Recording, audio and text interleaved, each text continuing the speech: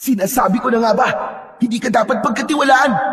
Dahil masama ka, ikaw ang siyang pumapatay at sumisipsip sa dugo ng mga bangkay na nakita. Oo, ako nga. At isusunod na kita, bata. Kaya maling inala mo pa ang lihim ko. Dahil ikaw man ay isa na sa aking magiging biktima. Nagkakamali ka dahil hindi mo kilala kung sino ang nasa harap mo. Magandang araw po sa inyong lahat. Sa araw po na ito, ay isa na namang kwento ng kababalagan at pakikipagsapalaran ang aking ihahatid sa inyo. Ito ay kwento ng batang si Dino at kasama ang kanyang lola SP. May itinatagong lihim ang mga ito na siyang magagamit upang tuklasin ang punot dulo ng lagim na bumabalot sa kanilang baryo. Ano nga ba ang lagim na naghahatid ng takot sa baryo Masantol? Sino ba ang nagdadala ng lagim at takot? Ano ang magagawa ng batang si Dino para lutasin ito at paano nila yun mapagtatagumpayan? Ngunit bago po ang lahat mga idol, huwag po nating kalimutan mag-subscribe at i-hit ang notification bell sa aking YouTube channel na The Voice Addict at Apong Isaak para sa mas marami pang makapigil hiningang kwentong aswang at katatakutan mula sa mundo ng kababalaghan. Umpisahan na po natin ang kwento. Napapapitlag si Lola SP nang siya'y magising. Naalimpungatan siya dahil sa malakas na pagtawag. Pupungas-pungas na bumababa ng bahay ay dumiretso sa pintuan ang matandang babae. Isang magsasakang tagaduluhan ng baryo Masantol ang umistorbo sa kanyang pagtulog. Pambihira naman yan. Gabing-gabi napasugod ka, abang. Ano ba sadya mo? Sinabi ng lalaking kaharap ang kanyang pakay. Manganganak na raw ang kanyang asawa at kailangan ng magpapaanak. Paghilot ng pilay at pagtatawas labag ang ginagawa ko, amang. Hindi naman ako nagpapaanak. Subalit nagmakaawa ang lalaki dahil wala na siyang ibang alam na maaaring lapitan. Nasa ibang lugar ang kumadrona sa baryo, kaya wala na siyang ibang mapupuntahan pa. Kaya abot-abot ang pagmamakaawa ng lalaki para tulungan lang ni Lola SP ang manganganak na asawa nito. Nakadama naman ng awa ang matandang babae, lalo na't halos lumuhod na ang magsasaka para lamang pumayag siya. Ay, ano ka ba? Sige na. Tutulungan na kita, wag ka naglumuhod. Pero sabi ko nga sa'yo, hindi ako nagpapaanak, Pero gagawin ko pa rin ang makakaya ko para ikay tulungan at ang asawa mo. Umaliwalas ang muka ng lalaki sa sinabi na yon ni Lola SP. Umakyat siya sa itaas ng kanyang bahay upang kunin doon ang ilang gamit na maaari niyang gamitin. Hinagilap din ang kanyang alampay saka nagmamadaling bumaba ng hagdan. Nakita niya na nakatingin sa kanya ang apong si Dino na nagising na pala. Lola, saan po kayo pupunta? Gabing-gabi na po ah. Iho, meron lang akong tutulungan papaanakin Kaya dumito ka na lang muna, apo. Saglit lang naman ako. Sasama po ako, Lola. Hindi maaari. Bumalik ka na labang sa pagtulog mo. Sige na. Ako hindi naman magtatagal. Tumango na lamang si Dino. Nakita niyang nagmamadali na rin ang kanyang lola. Ayaw niya ring makaabala pa. Kaya naman, nang lumabas na ng bahay si Lola SP kasama ang lalaking sumundo dito, ay isinara na ni Dino ang pinto ng bahay at bumalik na siya sa pagtulog. Hihintayin na lamang niya ang pagbabalik ng kanyang lola. Ang totoo ay sanay na rin siya sa ganung gawain ng kanyang lola. May mga pagkakataon talaga na sinusundo ito ng kung sino dahil may taong kailangang gamutin. Isang albularya si Lola SP at nagtatawas din ito dahil napapagaling niya ang mga may sakit na lumalapit sa kanya. Kaya naman, pinagkatiwalaan siya ng mga tao sa baryo Masantol. Subalit bukod sa pagiging albularya, ay may isang bagay pa na alam ang mga tao sa baryo tungkol sa kanyang pagkatao. Yun na ay ang pagiging aswang tiktik ng matandang babae. Subalit sa kabila ng kakaibang pagkatao ni Lola SP, ay hindi na yon malaking usapin sa mga tao sa baryo. Dahil nga, hindi naman ito nasasangkot sa kahit na anong masamang gawain. May pangako rin ito na hindi niya gagamitin ng kanyang pagiging aswang upang manakit at makapaminsala. Ang dahilan kung bakit nagagawang kontrolin ni Lola SP ang kanyang pagiging aswang. Dahil yun, sa isang uri ng mutya. May iniingatang mutya ang matanda at ito ang ginagamit nila upang mangibabaw sa kanilang pagkatao ang kabutihan at hindi ang kasamaang maaaring idikta ng kanyang pagiging aswang. Nagmula ang mutya na taglay ni Lola SP sa isang puting musang o pusang gubat na nahuli ng namayapang asawa ni Lola SP. Isang pangil ng musang ang naturang mutya. Ito ang tanging pamana na naiwan sa kanila upang makatulong sa maglola. Dahil nga may lahing aswang tiktik si Lola SP, kaya ganun din ang batang si Dino. Kaya nga lang, hindi pa lumalabas ang pagiging aswang sa bata dahil hindi pa siya umaabot sa tamang edad. Edad 11 anyos pa lamang si Dino. Sa lahi ni na Lola SP ay dapat makarating muna sa edad 12 ang isang bata bago magkaroon ng bisa ang pagiging aswang. Kaya malapit nang magkabisa yon kay Dino. Subalit inunahan na yon ni Lola SP. Itinago niya ito sa mga gamit ng apo na di alam ng bata. Sa ganung paraan ay nagkakabisa na ang enerhiyang binibigay ng mutya na makakatulong kay Dino. Samantala, sa bahay ng magsasaka ay hindi na nahirapan si Lola SP na paanakin ng asawa nito.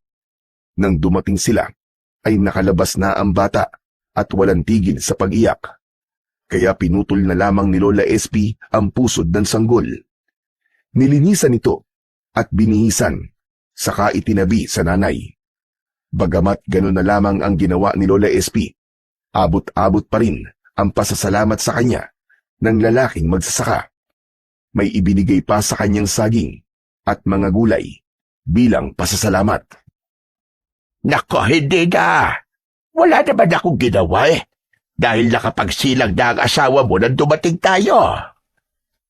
Kahit tinanggihan niyo ni Lola SP, ipinilit pa rin sa kanya ng lalaki. Kaya wala siyang nagawa, kundi tanggapin na lamang yon at iuwi. Sinulyapan ng lalaki ang asawa at anak. Maayos na ang kalagayan ng mga ito. Pinapadede na ng ina ang kanyang sanggol. Nais pa sana ng lalaki na ihatid si Lola SP, subalit siya na ang tumanggi. Nako, hindi na. Hindi na kailangan. Kaya-kaya ko nang umuwi.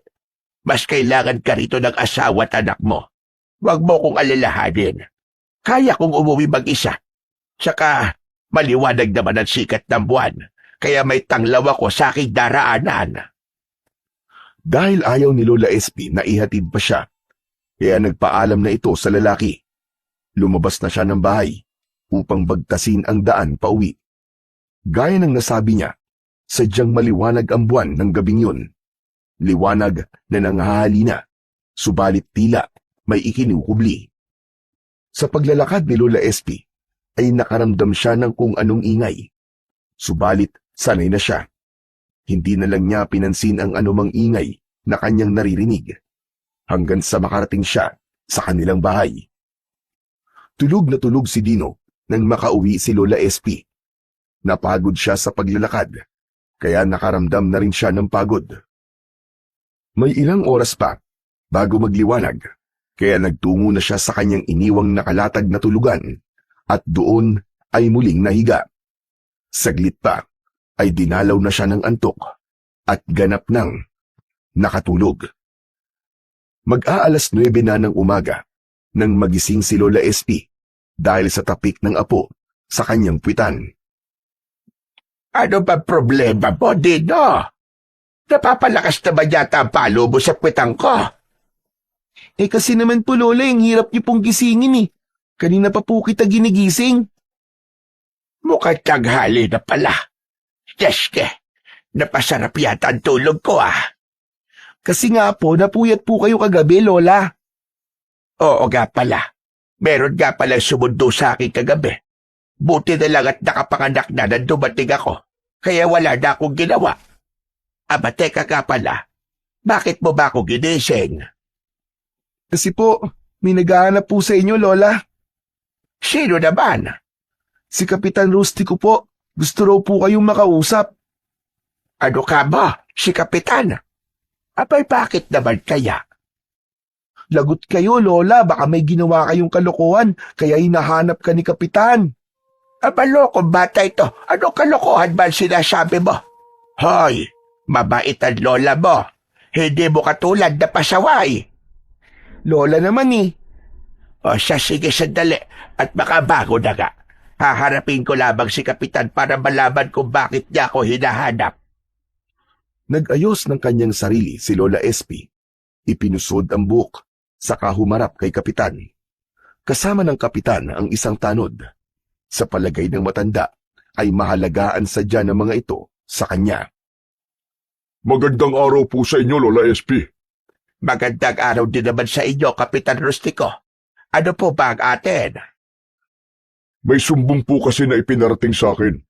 Kaya lamang po yung nagsumbong, ayaw sumama dito para sana makausap mo. Ano po ba yung sumbong na ipinarating sa inyo? May natagpuan po na patay na kalabaw malapit po doon sa may ilog. Aba, ano pong kinalaman ko sa patay na kalabaw? Mangyari kasi, Lola SP, sinasabing ikaw raw po ang may kagagawan eh. Ano ka ba? Ako? Naku naman, Kapitan. Ano ba kalokohan yan? Paano ako may kagagawan doon? Sabi ng lalaki nagpunta doon sa barangay, ikaw daw ang nakita niya naglalakad ng gabing yun. Isang malaking kalokohan niyang, Kapitan. Nakita po ba niya na ako ang pumatay sa kalabaw? Ay, wala naman sinabing ganun. Wala naman pala, Kapitan. Nakita lang niya ako naglalakad kagabi. Sa akin na kagad ibinintang yung nangyari sa kalabaw. Pambihirang buhay ito. Ano po bang kalagayan nung patay na kalabaw? Halos butot balat na daw po, dahil said na said ang dugo ng hayop. Iniisip ng lalaking nagsumbong sa inyo na ako ang umubos doon sa dugo ng kalabaw. Hindi ko po alam kung yun ba ang iniisip niya. Kapitan Rustico, wala akong kinalaman sa sinapit ng kalabaw na yon. At kung nakita ba niya akong naglalakad kagabi, dahil may tinulungan akong buntis doon sa may duluhan, nanganak po siya. Kaya mali po ang sinasabi na kung sino mang nagsumbong sa inyo. Lola SP, gusto ko lang naman po makatiyak. Anong ibig niyo po sabihin, Kapitan? Pinagdududahan niyo rin ba ako? Dahil ba alam niyo ang katotohanan tungkol sa aking pagkatao? Kaya iniisip niyong baka ako nga ang may kagagawan. Ganun ba, Kapitan? Aba, Kapitan, hindi ko po ginagamit yon at namumuhay po ko na maayos sa kamatagal ko na rin po tinalikuran ng tungkol doon. Alam ko naman po yun. Dahil nakausap mo na ako tungkol sa bagay na yan. Wala naman ho kayong inilihim sa akin. Dahil nga, kontrolado ko ang aking sarili. Maging ang aking apo. Pinalaki ko siya na hindi ko maging katulad.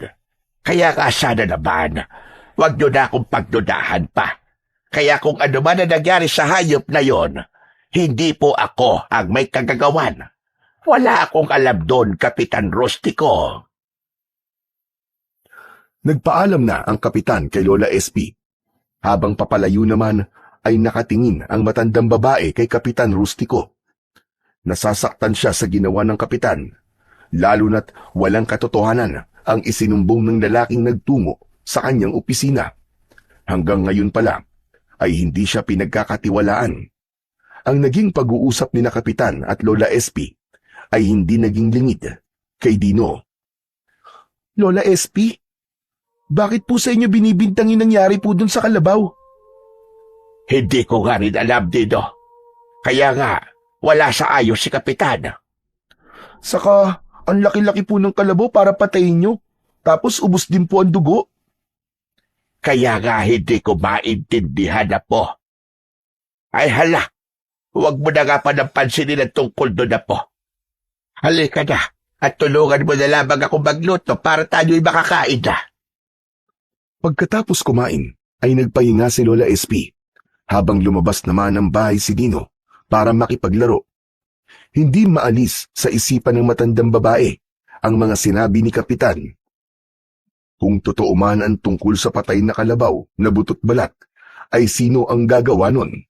Hindi kayang gawin yun ng isang tao, kaya isang bagay ang agad na pumasok sa isipan ng matandang babae.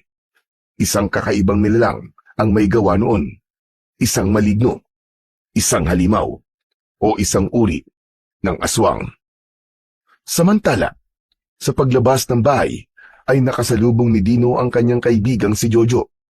Agad nitong sinabi ang tungkol sa usap-usapan sa baryo, Masantol. Oo, Dino. Nakita ko rin yung patay na kalabaw eh. Grabe talaga. Kawawa. Dahil inubos ang dugo sa katawan. Sino naman daw ang may kagagawan nun, Jojo? Hindi sino, kundi ano. Ano nga ba? Isa daw uri ng aswang na sumisip-sip ng dugo at naging biktima yung kawawang kalabaw. Hindi na siya naawa sa kalabaw, no? Kaya nga eh, nakakatakot talaga, Dino. Kasi nga, baka sa susunod, hindi na hayop ang atakihin ng aswang na yon, kundi tao na. Ang sabi-sabi pa nga, baka unahin daw ang mga batang katulad natin dahil masarap daw para sa mga aswang ang dugo ng bata. Teka, nananakot ka ba? Hindi ah. Sinasabi ko lang sa iyo yung narinig ko usap-usapan eh. Kaya dapat, doblehin natin ang pag-iingat natin, Dino. Dahil nga sa pangyayaring yon, ay hindi maaalis kay Lola SP ang hindi mag-alala. Sapagkat alam niyang hindi talaga maiiwasan na pagdudahan siya ng mga taong nakakakilala sa kanya sa baryo. Lalo na yung mga nakakaalam ng tungkol sa pagkatao niya. Kaya natatakot din siya para kay Dino na walang kaalam-alam tungkol sa bagay na yon. Dahil habang lumalaki ang bata, ay nananatiling lihim dito ang tungkol sa pagiging aswang ng kanilang lahi. Handa si Lola SP na sabihin yun sa bata. Kaya nga lamang, hindi pa sa pagkakataong yun, kapag sumapit na ito sa edad na 12 at naramdaman na niya ang pagbabago sa pagkatao, saka pa lang niya ipapaalam ang katotohanan. Nang sumunod na araw, ay ikinagulat ng maglolang SP at Dino ang dumating na bisita sa kanila. Oo. Relax lang, pinsan. Para ka naman nakakita ng artista eh. Ba't ganyan ang pagkakatitig mo sa akin? Kayo rin po, Lola SP. Gulat na gulat po kayo ah. Kasi, Pinsang Steve, hindi ka namin inaasahan na pupunta ka rito eh. Oo nga naman. Saka wala namang abiso ang tatay at nanay mo. Lola, kahapon lang po ako nagpaalam eh. Sabi ko po, bibisita ako rito. At baka medyo magtagal po ako. Magtagal? Gaano naman katagal? Siguro po mga kalahating taon. Napaubo pa si Lola SP sa sinabi na yon ni Steve. Ibig lang sabihin ay magtatagal nga sa kanila ang binata. Bakit po, Lola SP? Ayaw niyo po bang dito muna ako? Ako gusto ko, pinsan, para may kasama ako sa mga gala. Ayun, gusto mo may kasama ka sa paglalakwatsa mo. Teka ka pala, Esteban. Magkaintindihan nga tayo. Lola naman, ang luma naman ng Esteban. Steve po, Steve. Ay nako, tumigil ka nga dyan. Esteban ang totoo mong pangalan. Dahil ang lolo Sebastian mo ang nagpangalan sa'yo noon. Pero, mas sanay po ako sa pangalang Steve eh. O siya, Steve na akong Steve. Bakit nga pala biglang-bigla yatang naisipan mong pumirmi muna dito sa Barrio Masantol? Malamang, may iniiwasan ka doon sa lugar nyo. May pinagtataguan ka, no? Siguro, ay may ginawa kang kalokohan o may nakaaway ka. O baka naman may babae kang tinakasan o nabuntis mo. Aba, loko kang bata ka. Gagawin mo pantaguan itong lugar namin. Si Lola talaga oh. Kung ano-ano kagad na sinabi. Wala po sa mga sinabi niyo. May napatay ka kung gayon. Kasi ka bata ka, kung bakit kasi sumasama ka sa mga masasamang kaibigan, yan tuloy ang napapala mo. Lola, wala rin po akong pinatay. Ano ba naman kayo? Mabait po ang apo niyo, Lola. Pinsan, bakit ka nga ba dito muna titira sa amin? Ano ba talagang problema? Saglit na natahimik na napapabuntong hininga ang binata. Rumihistro ang kalungkutan sa muka. Nasaktan kasi ako, pinsan eh. Dito, sa pool talaga. Ano ka mo? Nasaktan ang puso mo? Abay bakit? May sakit ka ba sa puso katulad ng nasira mong lolo? Naku bata ka. Malayo ang ospital dito, hade. Saka hindi ko kayang gamutin ang sakit sa puso. Mga pilay lamang at mga sinasapian ng mga masasamang espiritu ang nagagamot ko. Hindi po yun, Lola. Niloko po kasi ako ng babaeng minahal ko. Yun naman po pala, Lola SP. Ang dami niyo na po agad nasabi. Niloko lang pala si pinsan ng kanyang jowa. Kaya nga gusto kong makalimot eh. Kaya dito muna ako. Hay nako, bahala ka nga sa buhay mo bata ka. Basta sinasabi ko sa iyo ha. Simple lang ang buhay namin dito ni Dino. Wala kaming masasarap na pagkain. Madalas gulay na inaani ko sa mga taniman ko niluluto ko. O kaya ay isda o igat na nahuhuli ni Dino sa ilog. Lola, wala po kayong dapat na ipag-alala. Hindi po ako pihikan sa pagkain. Isa pa, may dala rin po akong budget na makakatulong po para pambili ng kailangan natin. Abay maigi naman.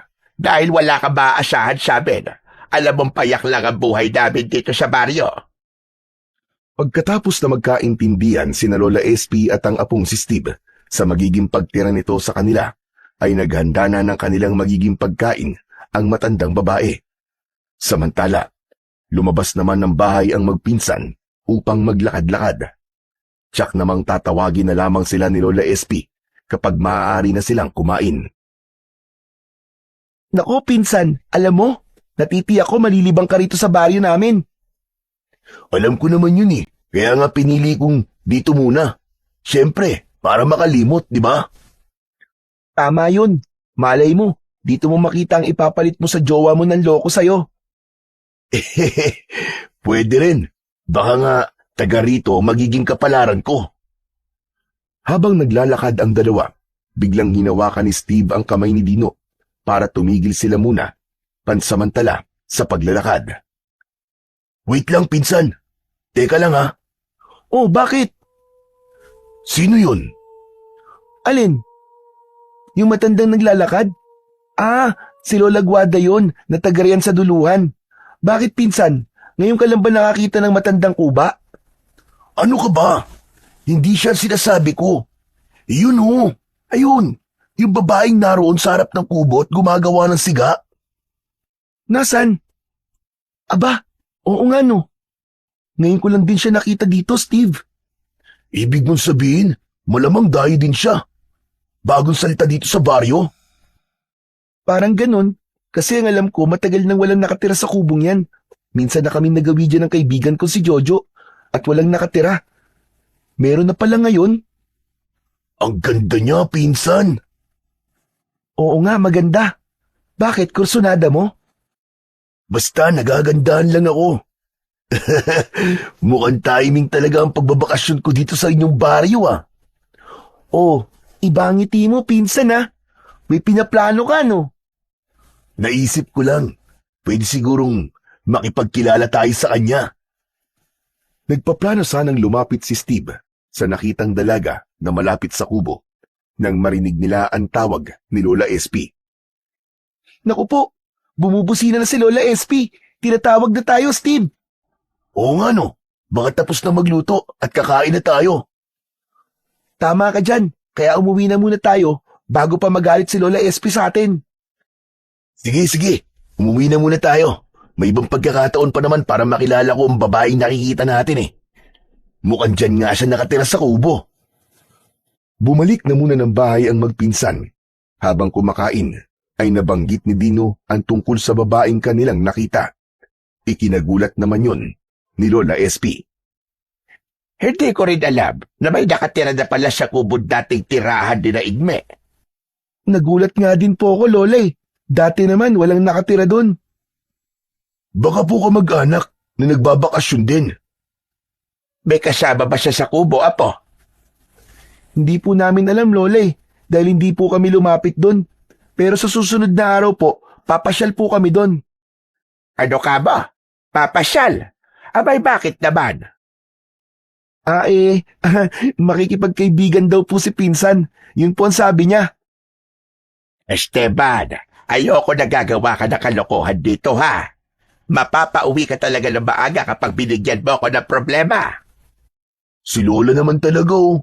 Sabi ko naman po sa inyo, good boy po ako. Ako nga po ang niloloko eh. Basta, inuulit ko. Ayoko gagawa ka ng kahit na anong problema. Lola, wag po kayo mag-alala. Babantayan ko po maigi si Pinsan para hindi siya gumawa ng kalokohan. Di ba, Pinsan? O sige na. Tapusin nyo na ang pagkain nyo. Mamaya hugasan nyo na rin ang pinagkainan natin, hali. Dapat marunong din kayong tumulong sa mga gawaing bahay. No problem, Lola. Yaang-yaa ko po yun. Saka, nandyan naman po si Pinsan Dino eh. Magtutulungan po kami. Di ba, Pinsan? Approve, Pinsan. Isang bagsak nga dyan. Nagkatawanan na lamang ang dalawa na nagkakaintindihan sa kanilang kalokohan at kakulitan. Nang sumunod na araw, ay isa muling hindi magandang balita ang nakarating kay Kapitan Rustico. Kagigising lang ng sandaling yon ng kapitan, ng isang lalaking madalas manghuli ng igat sa ilog ang humahangos na sumugod sa bahay ng kapitan. Kapitan! Kapitan! Hindi magandang balita! Hindi pala magandang balita. Ba't sasabihin mo pa sa akin? Dahil kayo, Kapitan, dito. Ano ba yung hindi magandang balita na dala mo? Kapitan, may natagpuan akong patay. Malapit doon sa may ilog. Nung una kalabaw. Ngayon tao na. Opo, Kapitan. At isang lalaki yung patay. Katulad din na nangyari doon sa kalabaw. Butot balat din ang itsura. Parang hinigop ang dugo. Said na said. Diyos ko, mahabagin langit. Hindi na magandang nangyayaring ito. Totoo po, Kapitan. At ang sabi ng mga nakakita doon sa bangkay ng lalaki, isang aswang ang may kagagawan. Aswang na sumisipsip ng dugo dahil may nakitang sugat sa may leeg. Ano ka mo? Aswang na naman ang sinisisi ng mga tao. Dahil walang ibang gagawa ng ganong karumal-dumal na pagpatay, Kapitan, kundi isang aswang. Wala na. Talagang napasok na ng kampo ng kadiliman ng baryo natin. Kapitan Rustico, dapat meron po tayong gawin. Baka mamaya, may iba pang maging biktima ang aswang na yon.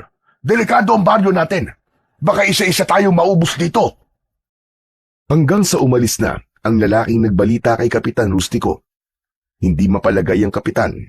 Isang bagay ang agad na pumasok sa isip niya. Walang iba, kundi si Lola SP. Ito lang ang alam niyang aswang sa kanilang baryo. Yun nga lang, walang magpapatunay na ito ang may kagagawan. Nagkausap na rin sila, kailan lang. Ang tungkol sa balitang yon ay agad na kumalat sa buong baryo. Nakarating yon kay Lola SP. Muli ay nagdulot ng pangamba at pag-aalala sa matandang babae. Tahimik na nag-iisip ito nang dumating ang magpinsang Dino at Steve. Galing ito sa paglalakwatsa, kaya tsak na alam na rin ng mga ito ang balita. Lumapit si Dino sa kanyang lola. Lola! Alam niyo na po ba? Oo, Dino.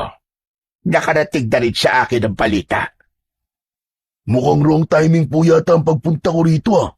Meron palang aswang na gumagala dito sa baryo nyo. Hindi nila tiyak kung aswang yon, Steve. Pero Lola SP, yun po kasi ang usap-usapan ng mga tao eh. Dahil wala raw ibang gagawa ng ganong uri ng pagpatay, kundi isang aswang lamang. Ibig niyo po bang sabihin, Lola SP, hindi po kayo naniniwala na aswang po ang gumawa nun? Hindi, Dino. Hanggat walang nakakakita ng pangyayari. Paano po kung hindi talaga nagpapakita ang aswang? Oo nga naman po, Lola SP. Siyempre, Hinihintay ng aswang na walang mga tao sa paligid niya bago niya gawin ng pagsalakay sa kanyang biktima. Basta paniniwala ko, ibang nilalang ang pumapatay na yon at hindi sa isang aswang. Teka, bigla tuloy ako napaisip ah. Ano kaya kung alamin natin, Dino, kung sino ba yung pumapatay na yon? Hoy, hoy, hoy! Huwag ka sira ulo, Esteban. Ano gusto mo? Mamatay na rin? Hindi ako naman ang malalagot sa mga magulang mo kapag may nangyaring masama sa'yo. Iisipin nila na pinabayaan kita rito. Hanggat dito ka nakatira sa akin, kargo kita. Kaya may panalagutan ako kapag napahamak ka. Kasi Lola, natya-challenge ako eh, kung ano man yung pumapatay na yun eh. Huwag mo nang pag-aksayahan ng panahon yon, Esteban. Hayaan mo nang si Kapitan ang gumawa ng paraan para alamin yon at mahuli. Dahil obligasyon niya yon. Samantala, minsan pa ay muling nagtungo si Kapitan sa bahay ni Lola SP. Buti na lamang at wala ang mga apo niya nang magbalik doon si Kapitan. Alam ko na sa dyanyo rito, Kapitan. Hindi naman siguro kaila sa inyo ang kumalat na balita. Kapitan Rustico, didiretsahin na kita. Hindi ako yon. Wala akong masamang ginagawa. At kailanman, hindi ko kaya gawin ang ganon. Pero sabi nila, isang aswang lang ang maaaring gumawa ng ganon. Dahil talagang ubos ang dugo ng bangkay ng lalaking natagpuan malapit sa ilog. Para hindi niyo ako pagdudahan, Kapitan. May question ako sa inyo. Para matigil na ang pagdududa mo. Anong ibig niyong sabihin? Tuwing gabi, pupunta ako sa barangay. Ikukulog mo ko doon. Kapag may namatay uli na taga rito, at ganun din yung nangyari, mapapatunayan ko sa inyo na wala akong kinalaman sa mga patayan dito sa ating baryo. Napaisip si Kapitan Rustico sa suwestyon ni Lola SP. Sa isang banda ay mainam din yun para matigil na rin ang pagdududa niya. Sige Lola SP, payag ako sa ibig mo. Huwag kayong mag-alala. Simula bukas, pagdating ng gabi, pupunta ako sa barangay at doon magpapalipas ng gabi. Paano kung magtanong ang mga apo nyo? Ako na ang bahala ron. Gagawa na lamang ako ng dahilan para hindi sila magtanong pa. Hanggang sa umalis na si Kapitan, inaasahan niya sa mga susunod na araw ay hindi sisira si Lola SP sa kanyang ipinangako. Buo naman ang loob ng matandang babae sa kanyang sinabi dahil ang ibig niya ay matapos na ang mga pagdududa sa kanya. Nang mga pagkakataong yun ay nasa kakahuyan sina Dino at Steve. Ngayon ang pagkakataon para pasyalan ng dalawa ang babaeng nakita nila. Nagpumilit kasi si Steve at sinamahan ito ni Dino. Sarado ang kubo nang dumating sila. Tao po! Tao po! Mang-aabala lang po kami! Tao po! Ngunit walang sumasagot. Inulit ang pagtawag, pero si Steve na yun. Pero wala pa ring sumasagot. Anak ng wrong timing yata tayo, Dino ah. Baka umalis siya. Walang sumasagot eh. Ano ba yan? Baka may balat ka sa puwet, pinsan. Aalis na sana ang dalawa, kaya tumalikod na sila nang makarinig sila ng boses ng isang babae. Kung ba ang hinahanap nyo? Halos sabay na napalingon ang magpinsan dahil sa kanilang narinig. Umaliwalas ang mukha ni Dino nang makita ang babae. Malaki ang ngiti ng bata, subalit napalunok naman si Steve at nanlaki pa ang kanyang mga mata nang makita ang babaeng hanap nila. Ano nangyari sa inyong dalawa? Pareho kayo natulala. Ako nga ba ang hanap nyo? Oo miss, ikaw nga. Halos hindi pa rin makapagsalita si Steve. Titig na titig siya sa babae dahil pakiramdam ni Steve ay umiinit ang kanyang katawan. Basang-basa kasi ang babae na tila galing ito sa paliligo sa ilog na malapit lang sa kubong tirahan. Manipis ang suot na kamison at hakab na hakab sa katawan. Ang suot na halos dumikit sa katawan dahil basang-basa yun. Kaya naman, umagaw sa atensyon ni Steve ang kaakit-akit na hubog ng katawan nito, mula sa dibdib hanggang sa balakang. Dagdag pa ang maamong muka na tila ba isang manika. Kaya sino bang lalaki ang hindi maaakit sa kagandahang naroon sa kanyang harapan? Pinsan, ano ka ba? Kurap-kurap din kapag may time. Kanina ka pa nakatitig dito kay Miss Maganda eh. Ano kasi, Kwan? Miss, pasensya ka na sa abala. Gusto lang naming makipagkaibigan. Okay lang. Masaya nga ako dahil pinuntahan niyo pa ako rito para lang sabihin na makikipagkaibigan kayo. Salamat sa inyo ha. Yun kasi ang wala pa ako, mga kaibigan. Bago lang kasi ako dito sa Barrio Masantol. Siya nga pala, ako si Aurora. Wow, ang gandang pangalan naman. Kapangalan ng teacher ko. Ako naman si Dino. Lumapit si Dino kay Aurora at nakipagkamay. Isang matamis na ngiti ang lumitaw sa labi ng dalaga habang nakikipagkamay kay Dino. Aurora, siya naman ang pinsan ko na nung nakaraang araw ka pa gustong makilala. Aurora, Steve ang pangalan niya. Kumusta ka, Steve? Nakatitig lang si Steve kay Aurora. Iniabot na ng dalaga ang kamay kay Steve, pero hindi yun napansin ng binata na nakatitig pa rin sa muka ng dalaga. Pinsan, ano ka ba? Huwag mo namang hiyain si Miss Aurora, oh. Shake hands daw kayo. Ha? Ay, nako, sorry. Hindi ko napansin eh. Paano? Kung saan ka kasi nakatingin? Ikaw talaga, pinsan, oh. Masyado kang pahalata eh. Ano ka ba, Dino? Kung ano naman sinasabi mo eh. Nakakahiya naman kay Aurora. O baka naman nag-aaway na kayo niyan, ha? Sige, natutuwa akong makilala kayo. Steve, Dino. Kami rin, Aurora. Sobrang saya ko na makilala ka rin namin. Paano? Mula ngayon? Magkaibigan na tayo, ha? Oo naman. Pasensya na kayo, ha? Hindi ko kayo maiimbitahan na pumasok sa bahay. Kasi kailangan ko pang magbihis eh. Kagagaling ko lang kasi sa pagligo sa ilog. Saka, wala rin ako mayalok sa inyong pagkain. Hindi pa kasi ako nakakapagluto. Ay, sayang naman. Gutom pa naman ako. Pinsan, ikaw talaga ang kapal mo. Miss Aurora, pasensya ka na sa pinsan ko, ha? Ano ka ba, pinsang Steve? Joke lang yun. Masyado ka namang mapaniwalain eh. Alam nyo, nakakatuwa kayong dalawa. Mukhang mag-i-enjoy akong kasama kayo. Ibig bang sabihin maaari kaming pumunta na madalas dito sa kubo mo, Aurora? Oo naman, kung wala kayong ginagawa, pwede nyo akong pasyalan dito. Tila may kumislap sa mga mata ni Steve sa sinabing yun ng dalaga. Ibig lang sabihin, maaari siyang pumasyal anumang oras. Pumasok na ng kubo si Aurora. Nakasunod pa rin ang mga mata ni Steve. At napansin naman yun ni Dino. Huy, pinsan! Baka naman mamaya matunaw na siya sa tingin mo.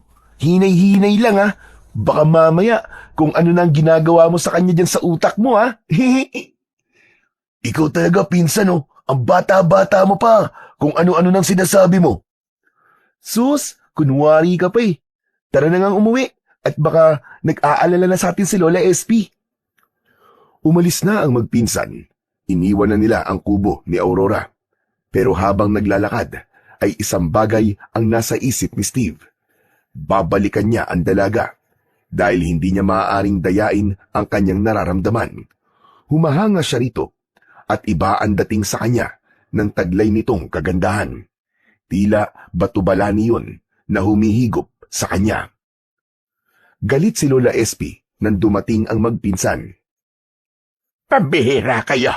Saan ba kayo naggaling na dalawa? Pinag-alala niyo ako mga damuho kayo. Lola, dyan lang po sa tabi-tabi. Anong yan lang sa tabi-tabi ang pinagsasasabi mo? Lola, relax lang po. Galing po kami ni pinsan dun sa may kubo na malapit po dun sa ilog. Dun po sa babaeng nakita po namin. Bumalik po kami dun, Lola, para po makipagkaibigan. Ayon, kung ano-anong kalokohan pala ginagawa yung dalawa. Lola, hindi po yung kalokohan. Nakikipagkaibigan lang po kami ni Dino doon sa babae. Oo nga naman po, Lola. Ang bait-bait nga po ni Aurore. At natutuwa po siya dahil meron na daw po siya mga bagong kaibigan. Aurora pala ang pangalan niya. Opo, Lola. At bago lang din po siya dito sa baryo natin. Malamang po, kamag-anak po ng dati pong may-ari ng kubo. Kasi doon po siya nakatira eh.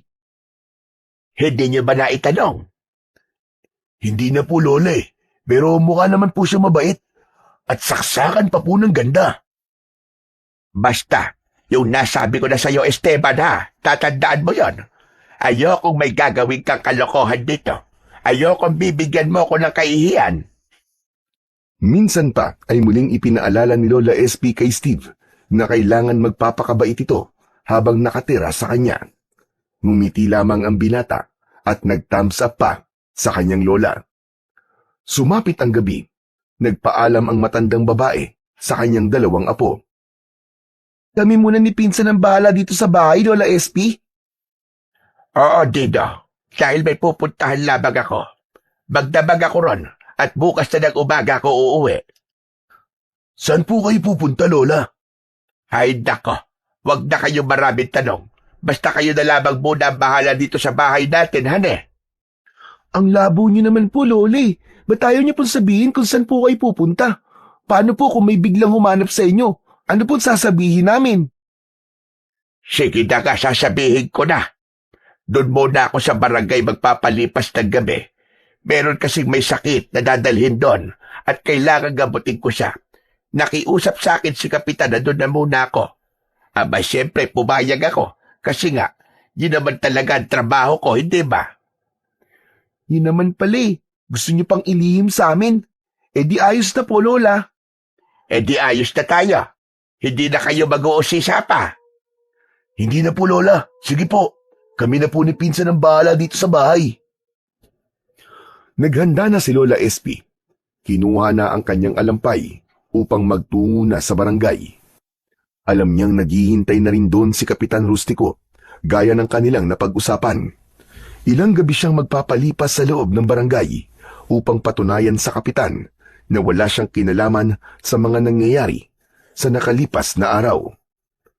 Umalis na si Lola SP sa bahay. Wari namang ikinatuwa ni Steve na wala roon ang kanyang lola. Aba, teka. Pinsang Steve. Para yatang masaya ka pa na wala ngayong gabi si Lola. Mamaya niyan eh, may dumating ditong aswang. Sige ka. Eh di tayo ang harap sa aswang. Bakit? Naduduwag ka ba? Hindi naman. Kaya lang, may mutya kasi si Lola SP. Ano? Anong klaseng mutya? Basta meron siya. At sabi niya sa akin ay pangontra yun sa mga kampo ng kadiliman na pumapatay, gaya ng mga aswang. Naniwala ka naman. Oo naman. Ano ka ba, pinsan? Totoo ang sinasabi ni Lola. Kasi nga, matagal ko na siyang kasama, di ba? Kaya naniniwala ako sa kanya. Saka dahil doon, takot din ng aswang na pumunta dito sa bahay namin. Basta ako, magiging malaya habang wala si Lola SP. Sabi ko na nga, be, may binabalak ka, no?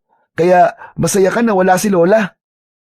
Pinsan, ibig lang sabihin nun, walang magkokontrabida sa gagawin ko. Kasi wala si Lola. Bakit? Ano bang gagawin mo? Eh di, aakit ako ng ligaw kay Aurora. At ngayong gabi yun. Ano? Sigurado ka ba, Steve? Di ba bali-balita na may aswang na umaatake at pumapatay? Una nga yung kalabaw, tapos sumunod. Tao na yung pinatay niya eh. Hindi naman ako magtatagal doon kay Aurora eh. Saglit lang ako. Gusto ko lang siya makakwentuhan. Ay nako, bahala ka na nga. Basta ako ayokong sumama sa'yo, pinsan. Dito lang muna ako sa bahay. Saka parang hindi rin maganda ang pakiramdam ko eh. Para ako nahihilo at kumakati ang buong katawan ko. Tamad ka kasing maligo, kaya kinakati ka. Uy, hindi no. Araw-araw kaya ako naliligo. Kaya lang, napapadalas talaga ang pagkati. Tapos parang hinahalo kaya ang loob ng tiyan ko. Bukas sabihin mo na lang kay Lola SP yan para matawas ka niya. Baka kung ano lang yan eh. Basta ako. Sige na, aalis na muna ako. Sure ka ba talaga dyan, pinsan? Oo, sure na ako. Ngayong gabi aakit ako ng ligaw kay Aurora. Saka para makalimutan ko na rin yung jowa ko na nakit sa akin. Dapat, humanap na kagad ako ng kapalit niya.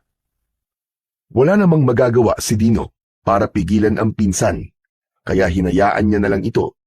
Samantala, ikinulong na ni Kapitan Rustico sa isang kwarto sa loob ng barangay si Lola SP. Walang ibang nakakaalam ng tungkol sa naging kasunduan nila. Si Steve naman ng mga sandaling yun ay nakarating na sa kubo ni Aurora. Sandali! Bakit ganitong oras ka pumunta, Steve? Gabing-gabi na. Para hindi ko na maabala ang iba mo pang gagawin. Dahil kapag gabi na, oras na yun ang pahinga, di ba? Hindi lang kasi ako sanay na may dumadalaw sa akin kapag gabi. Asan nga pala si Dino? Naiwan dun sa bahay. Masama ang pakiramdam eh. Kaya dun na lang daw siya. Ano nga palang sadya mo rito? Di ba sabi ko nga sa'yo? Gusto kong mas makilala ka pa, Aurora. Okay lang ba yun sa'yo? Wala namang problema sa akin. Sabi ko nga, pwedeng-pwede niyo ako maging kaibigan. Kaibigan lang?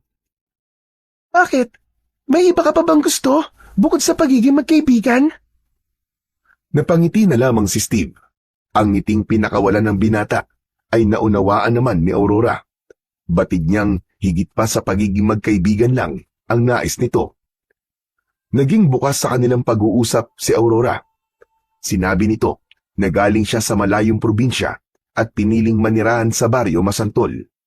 Ayon sa dalaga, ay pinatay ang kanyang mga magulang dahil sa gusot sa lupa. Umalis siya sa kanilang lugar upang umiwas na lamang sa gulo, lalo na't hindi niya tiyak ang kanyang kaligtasan dahil maging buhay niya ay malalagay na rin sa panganib. Ang mga sinabi naman ni Steve ay kung ano rin ang katotohanan. Yun ay ang nais niyang makalimot sa sakit na dulot ng pagkabigo. Ilang oras din silang nagkwentuhan nang makita ni Steve na panay na ang hikab ni Aurora habang magkausap sila, ay nagpasya na ang binata na umuwi na para makapagpahinga na rin ang dalaga. Naglalakad siya papauwi nang maramdaman niya na tila may sumusunod sa kanya. Ang unang naisip ni Steve ay ang aswang na napapabalitang umaatake at pumapatay. Kaya agad niyang kinapa sa kanyang bewang ang isang balisong. Dala niya yon at matagal niya nang gamit kahit noong naroon pa siya sa kanilang lugar. Proteksyon niya yon sa kung anuman o sino mang gagawa sa kanya ng masama. Nawala ang nararamdaman niyang sumusunod sa kanya nang hawakan niya ang balisong, kaya nagpatuloy na lamang siya sa paglalakad. Maya-maya pa ay nakarinig siya ng sigaw ng isang babae. Napatigil siya sa paglalakad at bigla niyang naisip na baka sigaw yun ni Aurora. Kaya naman, nagmamadali siyang tumakbo pabalik ng kubo. Hanggang napansin niya ang isang anino na tumatakbo. Hindi niya na makita ang itsura nito, pero nagmamadali itong tumakbo papunta sa madilim na lugar, patungo sa may ilog. Sa kanya napansin ang isang bagay na tila nakahandusay sa may kabilang bahagi ng madamong lugar. Sinipat-sipat niya yon, bahagyang nagbibigay naman ng liwanag ang buwan, kaya kahit papano ay naaaninag niya kung ano ang nasa may madamong lugar. Sindak ang naramdaman ni Steve. Hinilabutan din siya ng malamang tao ang nakahandusay na yon. Agad niyang naisip si Aurora, kaya sa halip na lapitan ang nakita niyang nakahandusay, ay patakbo siyang nagtungo sa kubo upang alamin kung naroon ba ang dalaga. Tumawag siya na may pagmamadali at nakita niyang lumabas ng kubo ang dalaga. May pagtataka naman sa muka ni Aurora. Bakit, Steve? Ano nangyari sa'yo? Ay nako, salamat naman at ligtas ka, Aurora. Bakit nga? Ano bang nakita mo? Narinig mo ba yung sigaw kanina? May sumigaw na babae. Hindi ko narinig yun, Steve. Agad kasi ako nakatulog pag alis mo eh. Nagising na lang ako sa tawag mo. Bakit ba? Ano ba yung babaeng sinasabi mo? Ano kasi, Aurora? May nakita akong patay na babae. Dun, sa may damuhan. Tapos, may nakita akong anino na tumakbo. Malamang siya may kagagawan. Kaya lang biglang nawala. kaya hindi ko na nakita ang itsura niya. Nakakatakot na nga pala talaga sa lugar na to. Nabalitaan ko na rin ang tungkol dyan. Aurora, mag-iingat ka at huwag kang lalabas ng kubo. Oo, Steve. Ikaw din. Mag-ingat ka. Nang matiyak ni Steve na ligtas na si Aurora, ay tuloy-tuloy na itong umuwi. Umiwas na siya sa lugar kung saan naroon ang biktima ng nilalang na nakita niyang tumakbo at nawala sa kadiliman. Kaya tiyak niyang bukas na bukas ay magiging isa na namang malaking balita yon. Pero mas pipiliin niyang manahimik na lamang. Ayaw niyang masangkot pa sa mga nangyari ng gabing yon. Tulog na ang batang si Dino nang makauwi si Steve. Pero siya, na gusto na rin sanang matulog, ay hindi dalawin ng antok. Hindi maalis sa isip niya ang mga nangyari ng gabing yon. Posibleng yon ang pumatay sa kalabaw at maging sa lalaking natagpuan na sa idang dugo nung mga nakaraang araw. Sa gabing yun nga ay may bagong biktima. Pero ang naisip ni Steve, ano nga kaya ang nilalang na yon? Aswang nga ba o iba pang nilalang mula sa kadiliman? Kinabukasan ay maagang nagtungo si Kapitan Rustico sa barangay. Naroon si Lola SP sa loob at nakakadena pa ang mga paa. Yun ang ginawa ng kapitan upang matiyak na wala ngang kinalaman ang matandang babae sa nangyayaring pagpatay sa kanilang lugar. May permiso ni Lola SP ang pagkadena sa kanya ni kapitan, kaya walang problema doon. Salamat naman at maaga kayo nagpunta dito, Kapitan, para makauwi na rin ako sa amin. Tahimik si kapitan na inalis ang kadena sa paa ng matanda. Sa mahina at mahinahong tinig ay nagsalita ang kapitan. Patawarin mo ko, Lola SP. Nagkamali ako ng hinala. Anong ibig mo sabihin, Kapitan Rustico? Bago ako nagpunta dito, may nagtungo sa bahay. At sinabi nga na may biktima na naman ng halimaw. Isang matandang babae naman ngayon. At gaya rin ng nauna nangyari, butot balat din at sa idang dugo. Sobra na ang kasama ang ginagawa niya.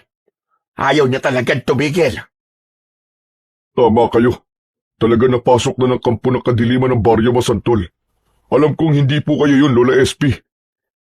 Kaya mapapanatag na rin ang isip ko, Kapitan. At huwag kang mag-alala. Handa akong tumulong sa inyo. May magagawa po ba kayo para alamin at papanagutin ang pumapatay?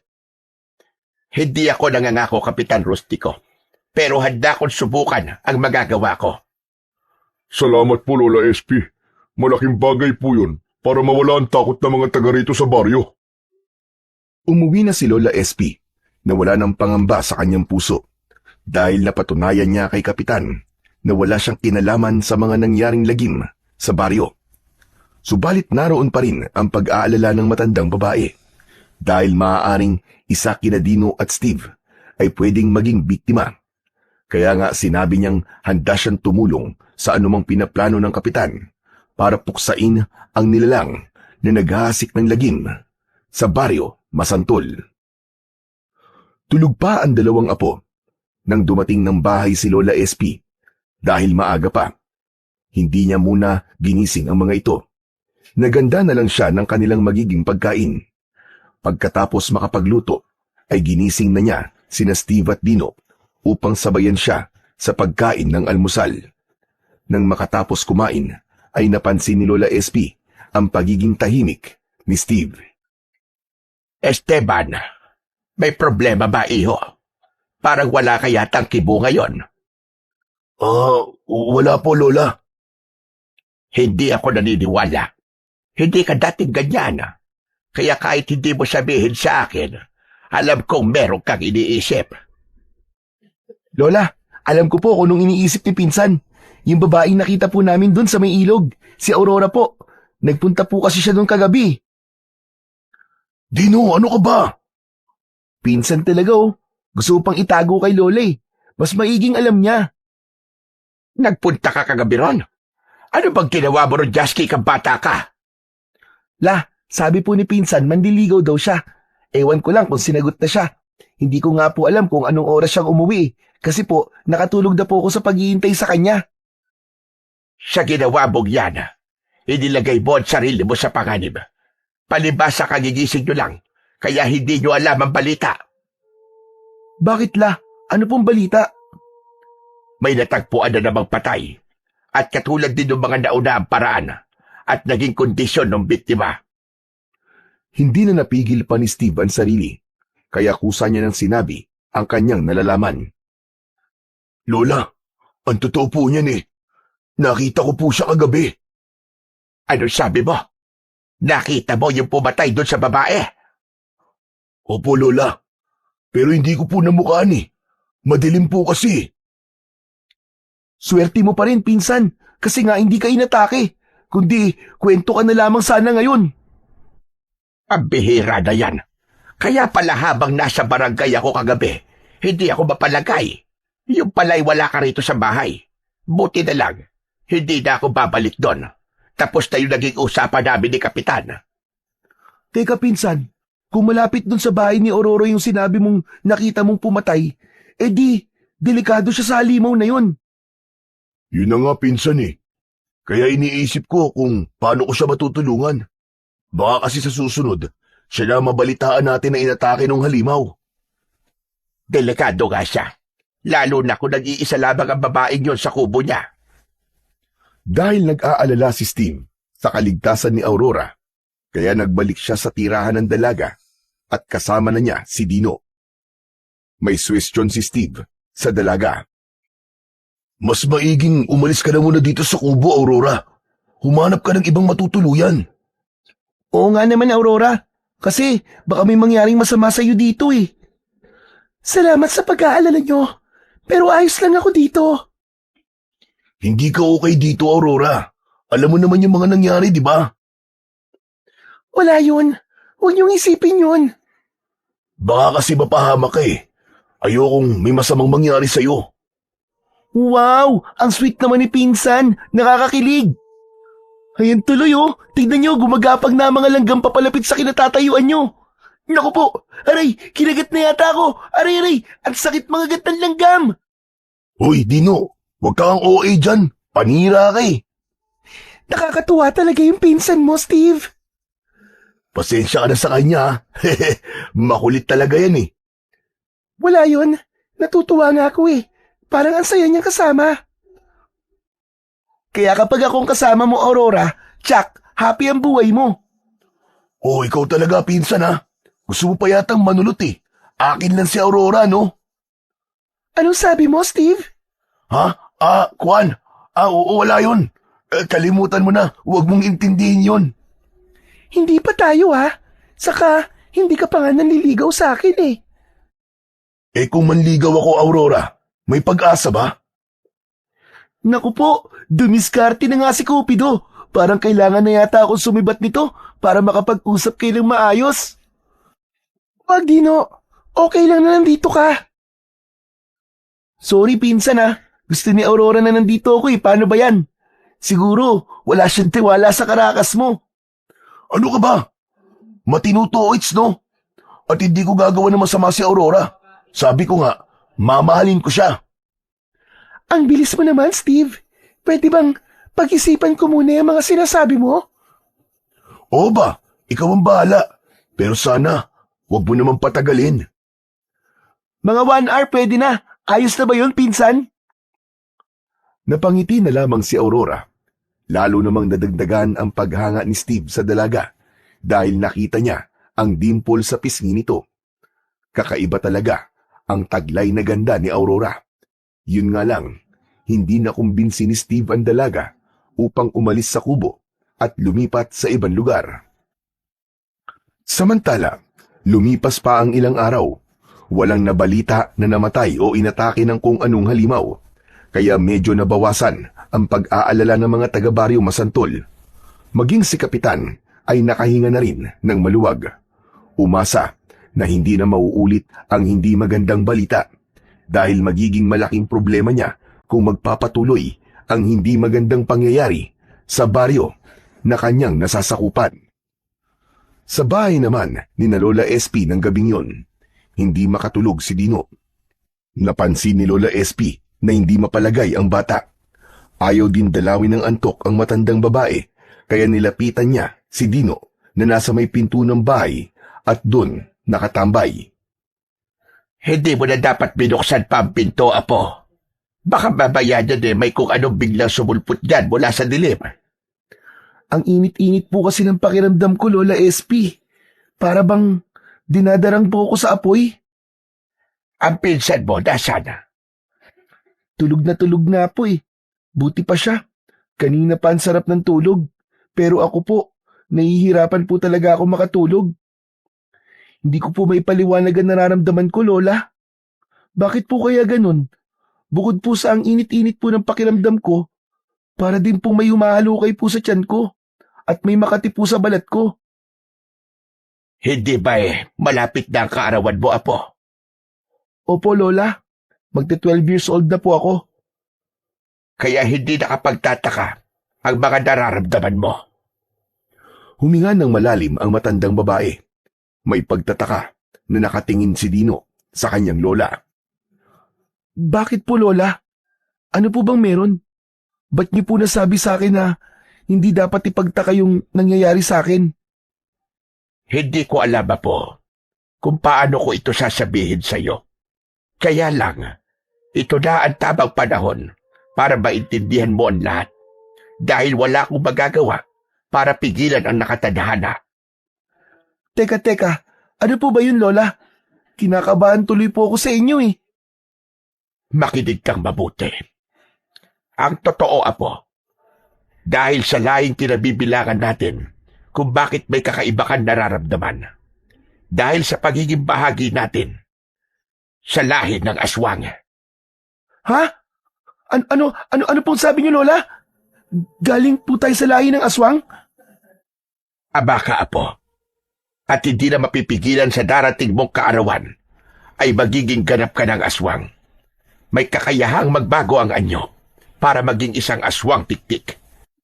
Maaari kang mag-anyong ibon na mamiminsala at gumawa ng masama. Ayoko po, Lola SP. Ayoko pong gumawa ng masama. Nauunawaan kita, Apo, dahil pinalaki kita na isang mabuting bata. Hindi ka nananakit o gumagawa ng kahit na anong kasamaan. Paano po, Lola? Kung dahil po sa pagiging aswang tiktik ko, ay hindi ko magawang kontrolin ang sarili ko. Napaghandaan ko na yun, Apo, kaya wala kang dapat na ikatakot at ikabahala. Mula sa lagayan ng damit ni Dino ay isang maliit na kahungyari sa kahoy ang kinuha roon ni Lola SP. Yun ang mutya na palawit sa isang kwintas. Ibinigay yun ng matandang babae sa kanyang apo. Lola SP, ano po ang kwintas na to? Nasa palawit ng kwintas ang pangil ng puting busag. Isang pusag gubat yun na nakuha na ng lolo mo ng mutya. Yan ang pumipigil sa atin para hindi maghari sa puso natin ang pagiging aswang. Kinokontrol ng mutya ang hila ng kasamaan. Kaya kailangan isuot mo yan palagi, Apo, upang hindi magtagumpay sa kalooban mo ang gawain ng isang pagiging aswang. Ibig sabihin, dahil po dito hindi na po ako magiging aswang? Hindi na po ako magbabago ng anyo, Lola SP? Nasa sa iyo, Apo. Kung gugustuhin mo maging aswang, ay maaari naman. Yun nga lang, mapipigilan ng mutya ang gawaing masama. Subalit kung ang gagawin mo ay para sa kabutihan at makatulong sa ibang tao, malaya kang magagawa yon at tutulungan ka pa ng mutya. Ayos naman po pala, Lola eh. Kayo po pala, Lola. Bakit ni minsan, hindi ko po kayo nakita na naging aswang na tiktik? Pinipigilan ko ang sarili ko, Apo. O kaya naman ay nagtatago ako. Ayokong may makakita sa akin dahil maaaring saktan ako o kaya ay patayin ako ng mga tao. Saka hindi nila tayo maiintindihan. Kung sa bagay, kahit po wala tayong ginagawang masama at makita lang nila ang pagiging aswang natin, tsak po, iisipin po nila kagad na masama po tayo. Ganun na nga, Apo. Kaya ang tanging maibibiling ko lamang sa iyo, yamang hindi na mapipigilan ang pagbabago mo ng pagkatao sa pagsapit mo sa edad ng 12. dapat maging maingat ka. Lalo na ang makita ka ng mga kababaryo natin. Opo, Lola SP. Tatandaan ko po ang lahat ng mga sinabi niyo sa akin.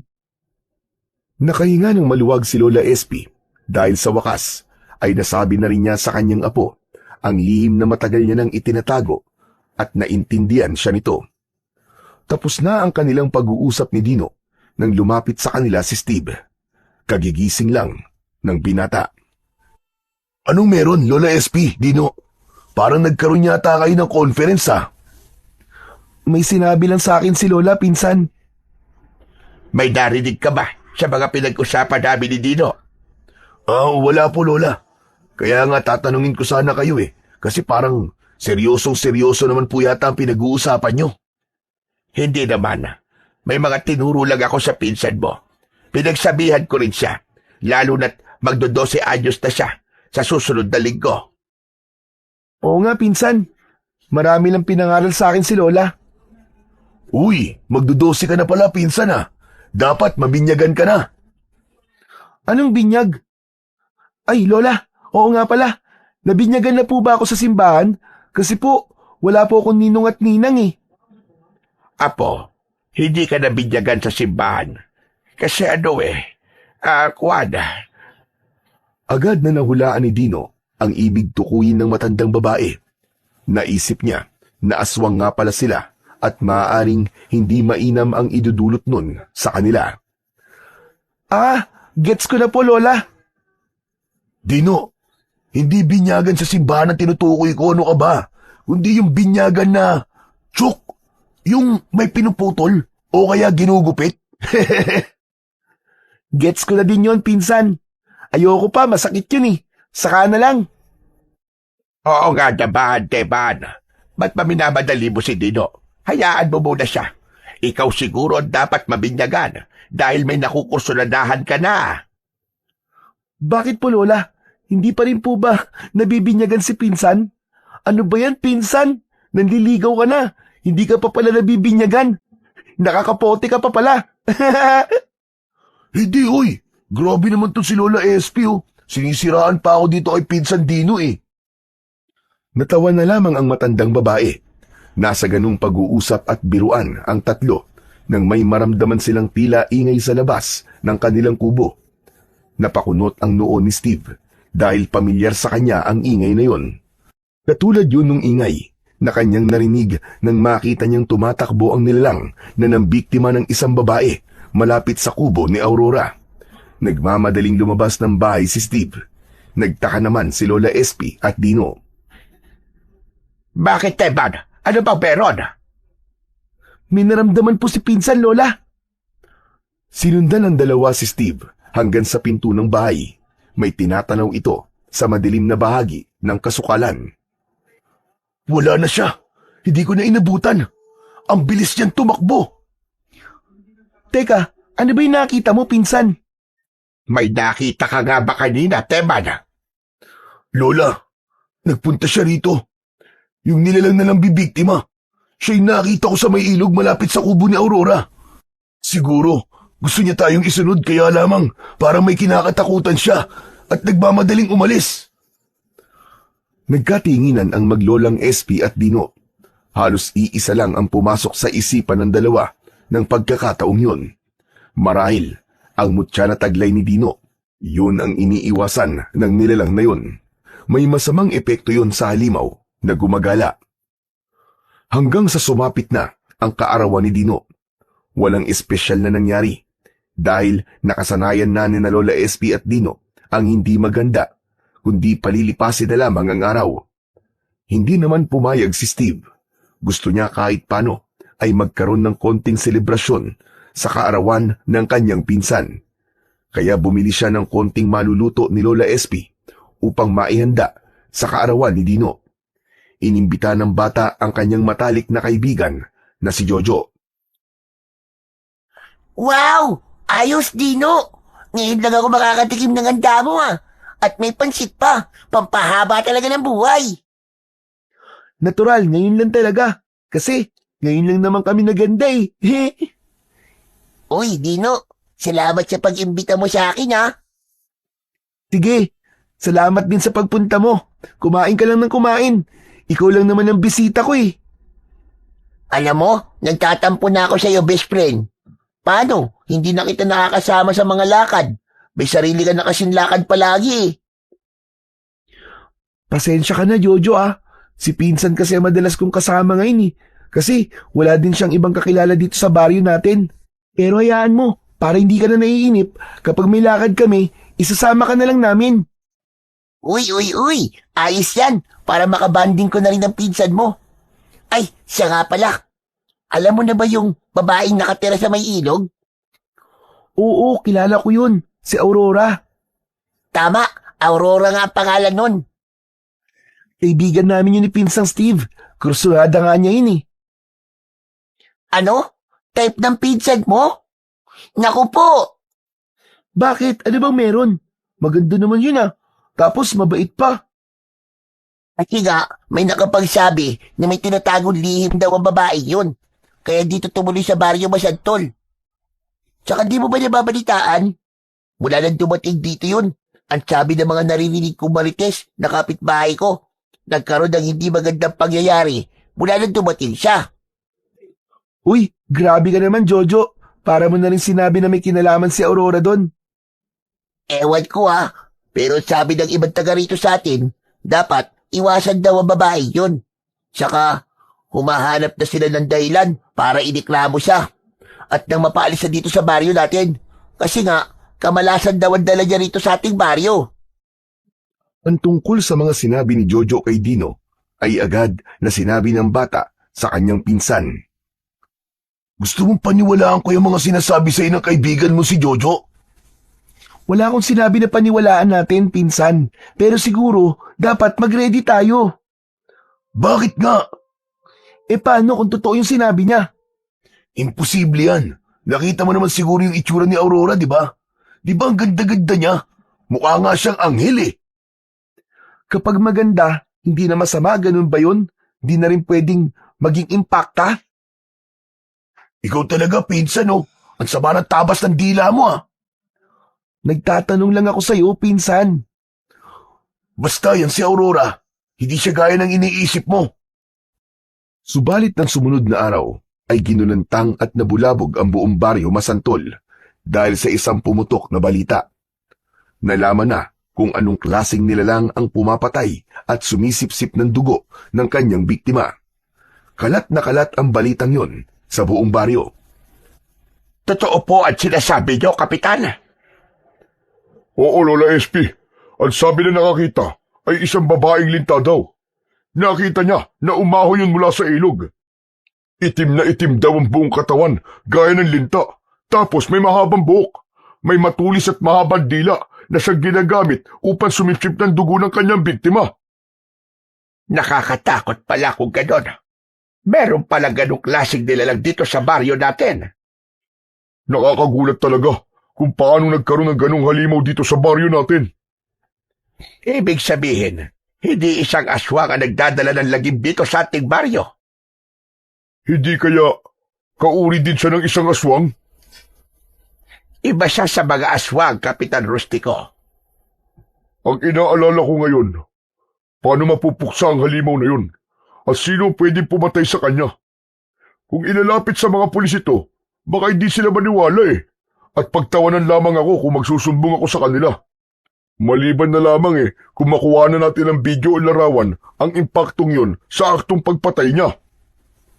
Sa bagay, tama po kayo, Kapitan.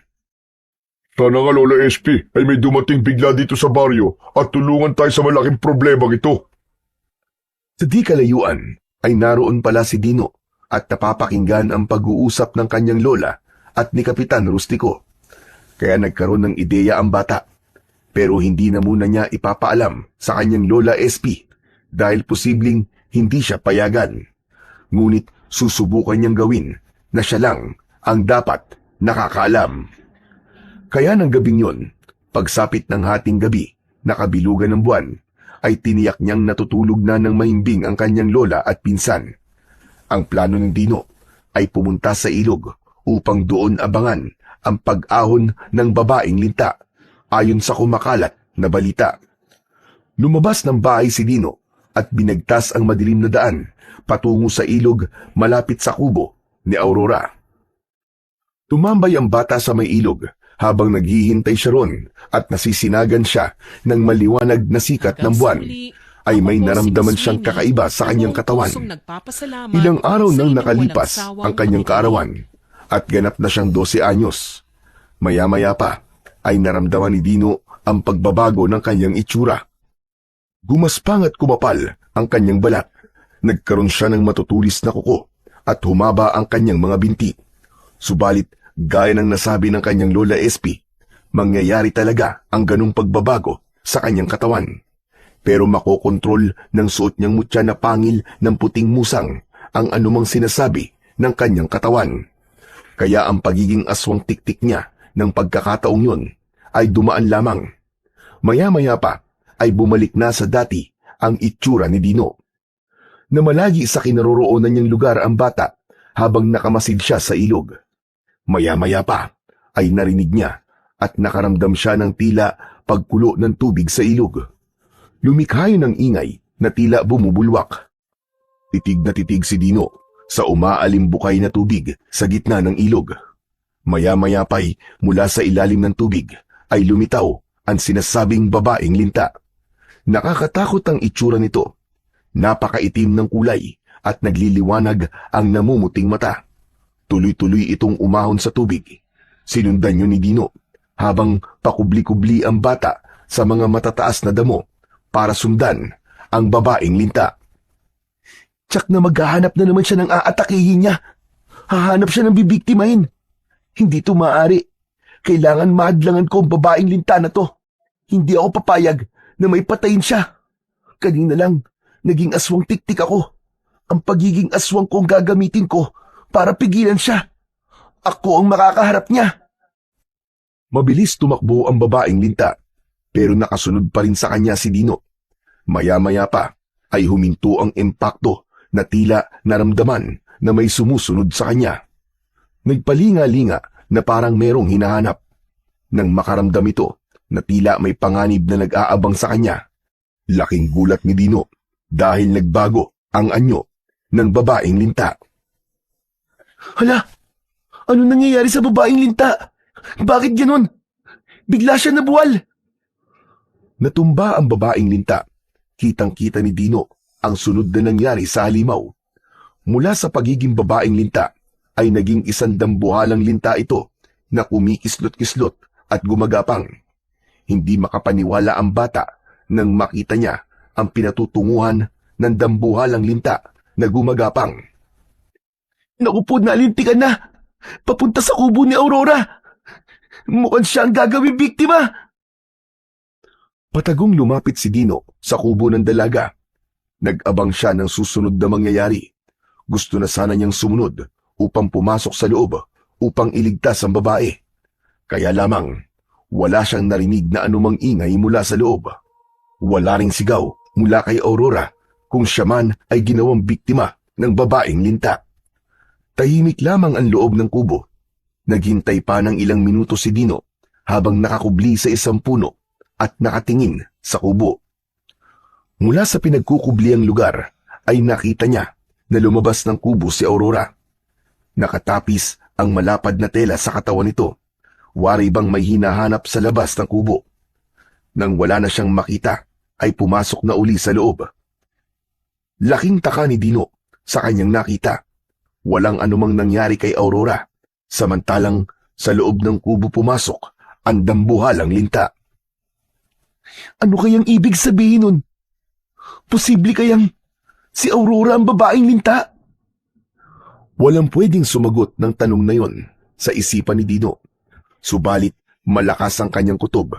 Hindi rin niya alam kung paano niya sasabihin ang kanyang nalaman sa kanyang Lola SP at lalo na sa kanyang pinsang si Steve. Napilitan si Dino na sabihin sa kanyang lola ang tungkol sa paglabas niya ng bahay dahil nagtanong ang matanda na wala ang apo nang magising siya at nagpunta sa kusina. Wala nang pagkakataong yun si Steve, kaya hindi nito mapapakinggan ang kanilang pag-uusap. Sabi ko na nga ba, May ginawa kang hindi ko alam. Napakinggan ko po kasi ang pag-uusap niyo ni Kapitan, Lola. Kaya naisip ko pong subukang alamin. Hindi ka natakot man lang, Apo. Hindi po, Lola. Nagkaroon nga po ako ng lakas ng loob dahil po sa mutya ng musang na lagi kong kwintas. Kung sa bagay, totoong malaki ba itutulog yan sa iyo, Apo? Nabanggit din ni Dino ang naging pagbabago ng itsura niya ng gabing naghihintay siya sa may ilog, ang pagiging aswang tiktik niya, at napagtagumpayan niya na huwag gumawa ng masama kahit yun ang idinidikta ng kanyang katawan. Kaya nga wag na wag mong aalisin ang kwintas na yan sa katawan mo, Apo. Hindi mo lang proteksyon yan, kundi yan din ang magdidikta sa utak at puso mo ng dapat mong gawin. Pero kayo po, Lola SP, wala po kayong mutya. Paano niyo po napaglalabanan yung pagiging aswang tiktik niyo? Sa tagal ng panahon na nilalabanan ko yon sa tulong ng mutya, ay napapasunod na ng utak ko ang aking katawan sa kung anong nararapat. Kaya mas kailangan mo yan, Apo. Kahit maging aswang ako, hindi ko nahahangarin pa ang gumawa ng masama. Kaya kong labanan yon. Nakakabilib po kayo, Lola SP. Saka pala, wag na wag mo munang ipapaalam kay Tema ng tungkol sa kutob mo. Baka mamaya kapag nalaman niya yan, ay sabihin niya yon kay Aurora. Masisira ang plano mo, Apo. Oo nga po, Lola SP. Pero ibig ko pa rin po makatiyak kung tama nga ba ang hula ko. Anong gagawin mo, Apo? Babalik po ako dun sa may ilog. Ako na mismo magbabantay dun para na rin sa kaligtasan po ng mga kababaryo natin. Samantala, kung bakit wala si Steve sa bahay, ay nagpunta pala ang binata kay Aurora. Salamat at naisipan mo kong dalawin, Steve. Oo naman. Alam mong oras-oras ay ikaw palagi ang iniisip ko eh. Totoo ba yan, Steve? Oo naman. Ay siya nga pala, dinalang kita ng konting prutas. At eto, bulaklak na rin ang gumamela. Nakita ko kanina habang naglalakad ako eh. Naisipan kong pitasin. Pasensya ka na ha. Okay lang. Ang mahalaga naalala mo ko. Siya nga pala, wala ka yatang kasama ngayon. Hindi mo ba kasama si Kulit? Sino? Si Dino? Hindi na muna. Sinisira ng lokong inang diskarte ko eh. Kaya hindi ko na pinaalam na pupuntahan kita. Kung sa bagay, mainam din na di mo siya kasama. Ha? Bakit naman? Basta. Steve, talaga bang gusto mo ko? Ha? Oo naman. Babalik ba ako rito kung wala akong gusto sa'yo? Biglang hinawakan ng babae ang kamay ng binata. Napapitlag si Steve, pero nagustuhan niya ang ginawang yon ni Aurora. Tila may kung anong kuryente na gumapang sa kanyang katawan. Kuryente na nagpainit ng kanyang pakiramdam na kanyang nagustuhan. Oh, bakit parang naninigas ka yata, Steve? Ano kasi? Hindi ko lang inaasahan na hahawakan mo ang kamay ko. Ikaw talaga? Kamay pa nga lang ang hinahawakan ko sa'yo eh. Ganyan ka na? Paano kung sa hita kita hawakan? Gaya nito. Naku po! Ano bang ginagawa mo, Aurora? Uy, parang hindi ko na kaya. Alin lang hindi mo na kaya, ha? Maaari mong gawin ang gusto mo, Steve. Total, tayong dalawa lang dito. Ha? Talaga? Kahit ano? Oo naman.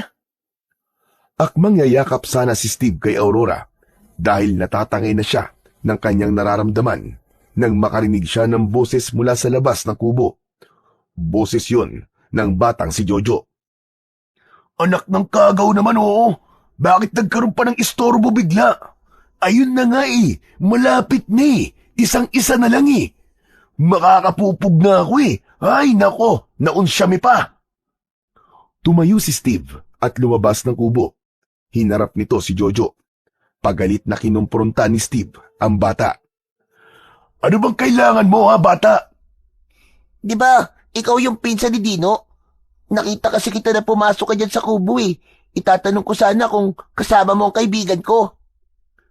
Wala siya rito. Naiwan dun sa bahay. Kung gusto mo siyang makita, puntahan mo dun, wag dito. Dahil nakakastorbo ka. Galit ka ba? Saka ang sungit mo naman. Sabi ni Dino mabait ka. Pero hindi pala. Para hindi ako maging masungit sa'yo, umalis ka na lang dito at puntahan mo na lang si Dino dun sa bahay. Sige na, sige na. Tumalikod na ang batang si Jojo at nagbalik naman sa loob ng kubo si Steve. Subalit nang magbalik siya sa loob ng kubo, ay ganun na lamang ang pagtataka ng binata nang datnan niya na may hawak na kahoy si Aurora. Aurora, ba't may hawak ang kahoy? Oh, ituloy na natin yung naudlot kanina. Diba, gusto mo rin naman? Hindi na sinagot ng dalaga ang tanong ni Steve, kundi hinataw niya sa ulo ang binata gamit ang hawak na kahoy. Nawalan ito ng malay. Hinatak yun ni Aurora at itinali sa kanilagyan din ng kapirasong tela ang bibig upang hindi ito makasigaw. Ama lang sa iyan, Steve. Kailangan hindi ka makauwi para mamayang gabi. Hindi na ako mahirapang humanap ng aking biktima. Dahil nandito ka na. Kailangan ko ang iyong sariwang dugo. Dahil maaaring maubusan ng dugo ang aking katawan. Dahil kaming mga linta ay nabubuhay sa dugo. At napakasarap pala ng dugo ng tao kaysa sa dugo ng mga hayop. Samantala, hapon na ay wala pa rin si Steve, kaya nag-aalala na si Lola SP.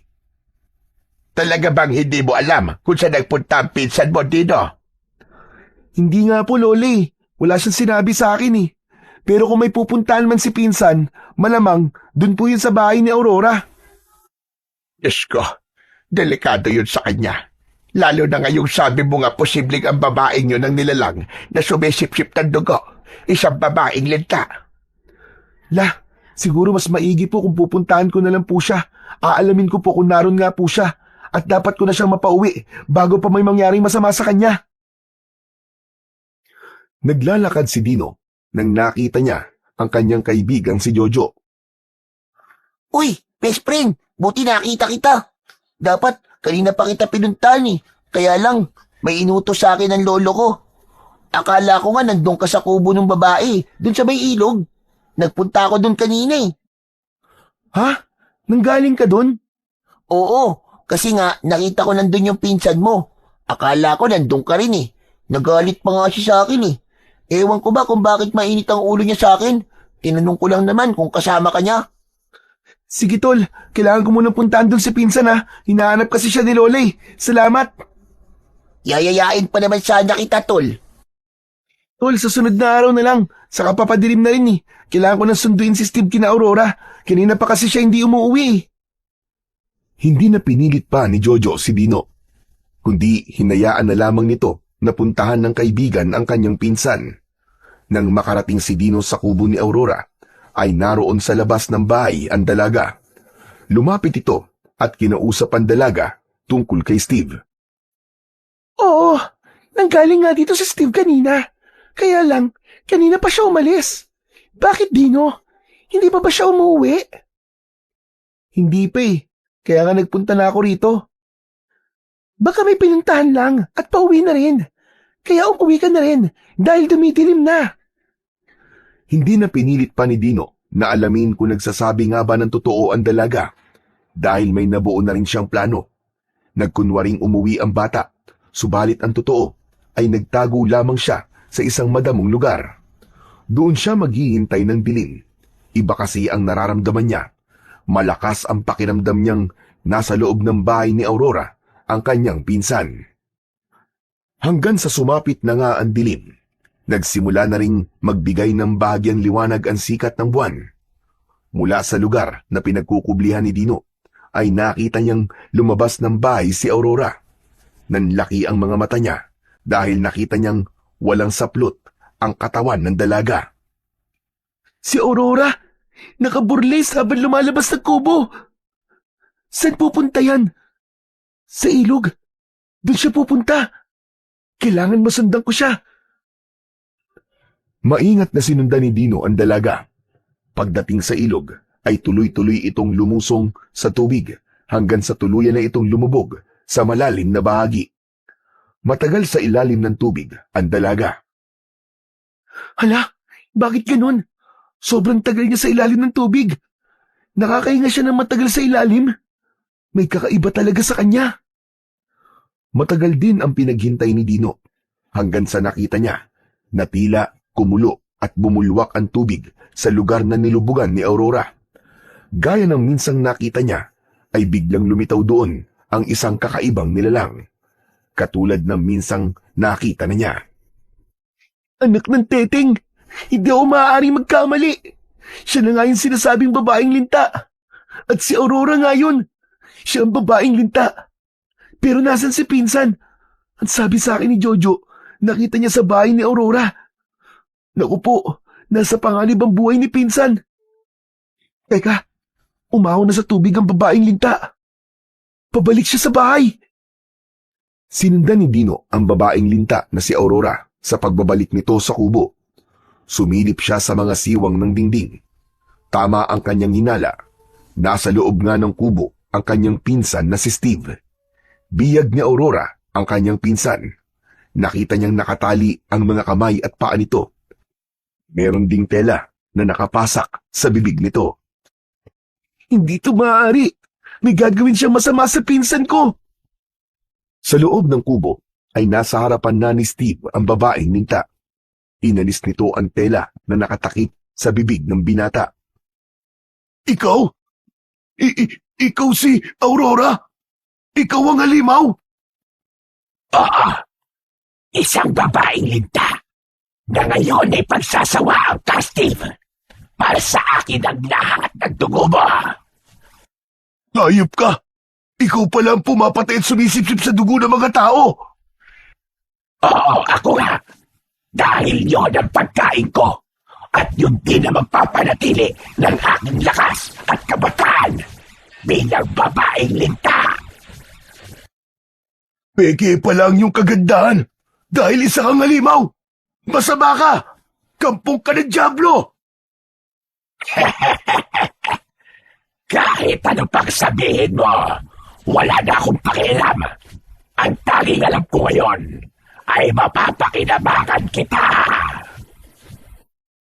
Hindi na nakatiis pa si Dino na noon ay nakasilip lang sa mga siwang ng dingding. Pumasok na ito sa loob. Hayop ka! Huwag na huwag mong pakikialaman ng pinsan ko, babaeng linta! Andito ka pala, batang pakialamero. Dito! Dito, pinsan! Salamat at dumating ka! Kailangan ko ng tulong! Huwag ka mag-alala, pinsan. Akong bahala sa'yo. Hindi ako papayag na sipsipin ng babaeng linta na yan ang dugo mo. Ang lakas ng loob mo, bata. Ano bang magagawa mo para iligtas ang pinsan mo? Hindi mo ba nakikita kung anong kaya kong gawin? Baka mamaya ay ikaw naman ang isunod ko. Palagay ko nga ay mas masarap pa ang dugo mo dahil sariwang-sariwa, batang-bata. Huwag mo akong maliitin, demonyo ka! Dahil hindi mo rin ako kilala! Biglang nagbago ang anyo ni Dino.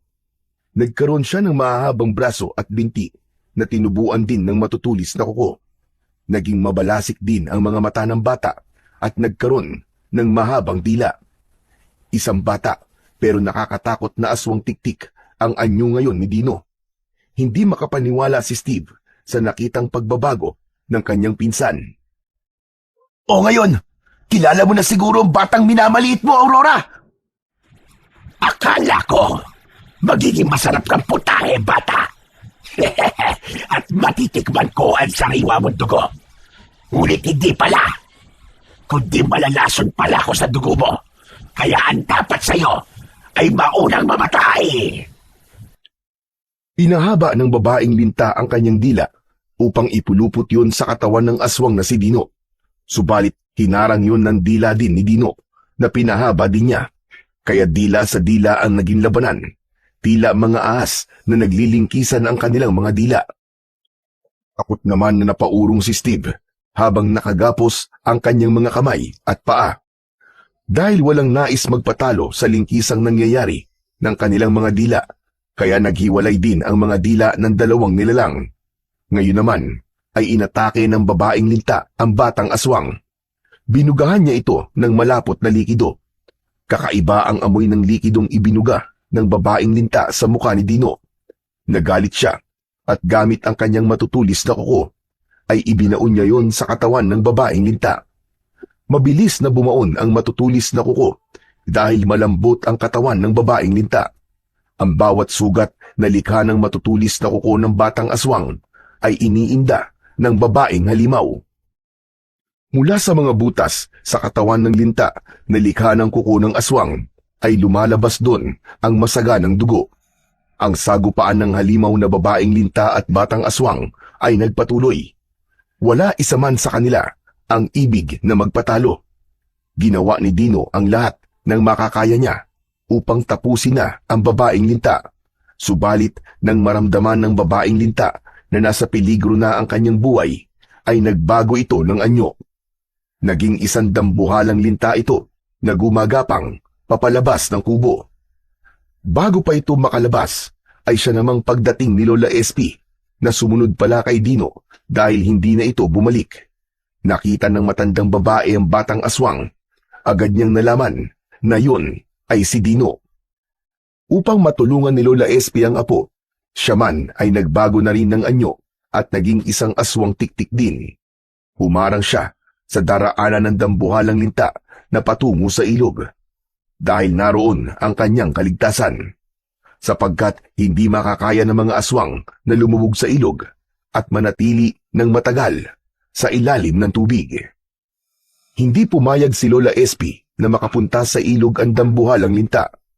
Habang nakaharang siya, hinihila naman ni Dino ang linta na paulit-ulit na binubutas ang katawan nito gamit ang kanyang matutulis na kuko.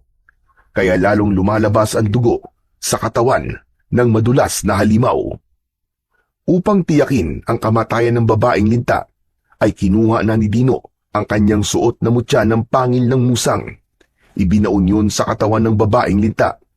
Tama ang kanyang desisyon dahil nagpupumiglas ito, tila ba lintang inasinan. Hindi malaman kung ano ang gagawin hanggang sa unti-unting natunaw ang babaeng linta. Nang matiyak ng maglola na wala na ang kanilang kalaban at ganap na itong natunaw, ay pumasok sila sa loob ng kubo upang tulungan si Steve. Kaya kitang-kita ni Steve ang itsura ni Lola SP at Dino. Sa mismong harapan ng binata ay nagpalit sila ng kanilang anyo. Sa kanila inalis ang tali na nakagapos sa mga kamay at binti ng binata.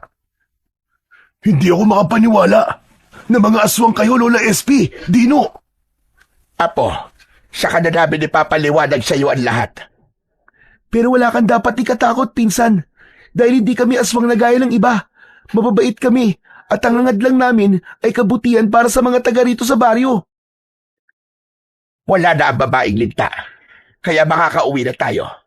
Tapos na ang pag-aasik na ng lagim dito sa ating baryo. Hehe, sayang nga lang at naunsyamin na naman ang love life mo, insan, dito sa baryo Masantol. Mukhang malas ka yata talaga sa pag-ibig Kasi naloko ka na naman. Hindi pala totoong tao yung kursunada mo, kundi isang impakta. Nako, hayaan mo na siya. Pero insan, salamat din sa iyo Dahil sa pagiging pakialamero mo, hindi ako napahamak. Tama nga ang hula mo. May itinatago nga pala si Aurora. Sayang, ang ganda pa naman niya. Pero sa loob pala niya, nakakadiri at nakakatakot siya. Hanggang sa lumakad na ang tatlo, pabalik sa kanilang bahay. May mga dapat pang ipaliwanag ang maglola kay Steve dahil sa kanyang natuklasan.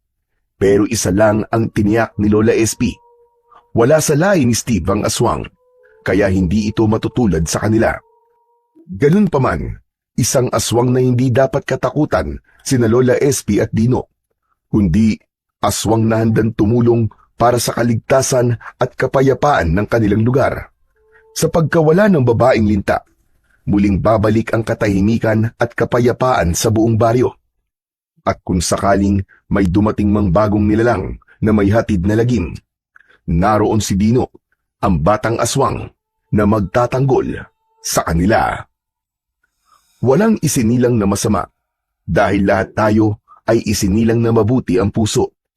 Nasa tao na ang kapasyan kung ano ba ang kanyang pipiliin, ang maging mabuti ba o maging masama. Ito ang kalayaang ibinigay sa atin. Subalit, lagi nating isipin na sa pagpili ng masama, meron itong kabayaran at kaparusahan. Kaya lagi nating piliin ang maging mabuti na may pangakong kapanatagan at kapayapaan. Yon mga idol, sana po ay nagustuhan niyo po ang ating kwento. Ngayon naman po, ay dumako na po tayo sa inyong pinaka-nire-request at pinaka-hinihintay na shoutout portion. Ano pa pong hinihintay natin? Umpisa na po. Shoutout po, Jean Kapul from Hong Kong. Shoutout, Hilario Patra Jasmine from Kuwait. Shoutout po, Lightworkers. Maraming salamat po sa inyong suporta at pakikinig. Shoutout po, Jascha Richter. Maraming salamat po sa inyong suporta at pakikinig din sa aking mga channel. Shoutout, Renato Lidutabo. Shoutout, Richard Resido from Guam. Shoutout, Aleli Morales. Shoutout po, Big Bautista from Surigao del Sur. Shoutout, Janes Cisneros from Dubai. Shoutout po, Tess Garcia. Salamat po sa inyong laging pakikinig. Shoutout po, June Mark Balog from Bulacan. Shoutout po, Josephine De Los Trinos from Osaka, Japan. Shoutout, John Michael Talakay. At shoutout po, JM Carwash and Merjo Family. Muli po, maraming salamat po sa inyong walang sawang suporta at pakikinig ng mga kwentong aswang at katatakutan sa aking munting channel na The Voice Addict at Apong Isaac. Hanggang sa susunod pa pong kwento na magpapatindig ng inyong mga balahibo mula sa mundo ng kababalaghan.